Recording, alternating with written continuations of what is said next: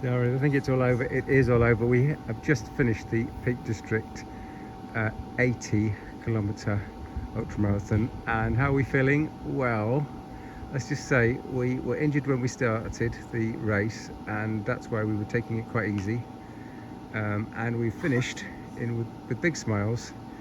And I wouldn't say a flurry of speed, but we just kept it going. We refused to quit.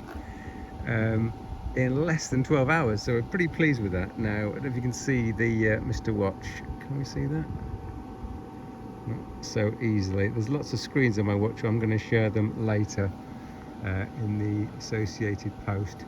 How was it? Well, it was quite tough. My partner has a knee injury. I have either a hernia or some kind of appendix issue, and it means that neither of us can really put much effort into the running.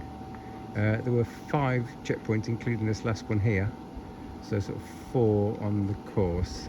They weren't really looking for our numbers, except I think on 1 checkpoint, so it was quite laissez-faire and nice and easy.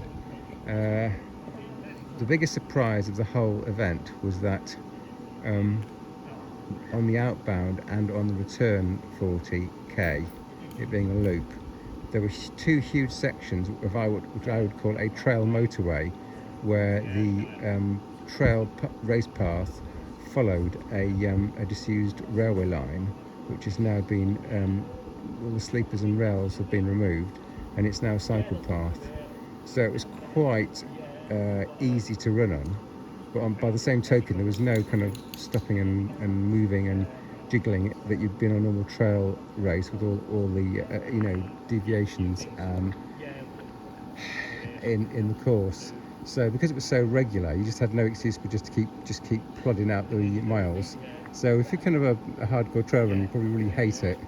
But I kind of liked it because if I was bending in any way on my right side, I had these kind of shooting pains, and when I tried to lift my right leg more than a fraction, I'd also get shooting pains. So I kind of liked it because it enabled me to keep going without being in total agony. And then, so the whole course is a bit sort of like a balloon shape. There's kind of like a spur, and then you go in a big round loop, and then you come back. So on that spurry bit, it was only about 6k out and 6k back, but it was down a big ravine and up a big ravine. So at the end of the sort of 70 something k, we had to sort of go down that big ravine and up again, so that was a bit challenging. Overall, we have had a wonderful time. It was quite expensive. It's the first time this race has been run. We would have liked to do the 100-mile, 160-kilometre version, but we just, physically weren't up to it in any shape or form. And we were quite lucky to finish the 80 really with all the smiles and without any further injuries. So yeah, everything worked out well. We're going to have a nice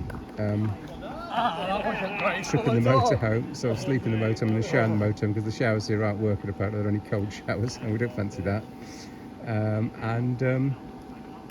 Yeah, all is well. So thanks very much for watching, and time for a bit of a rest.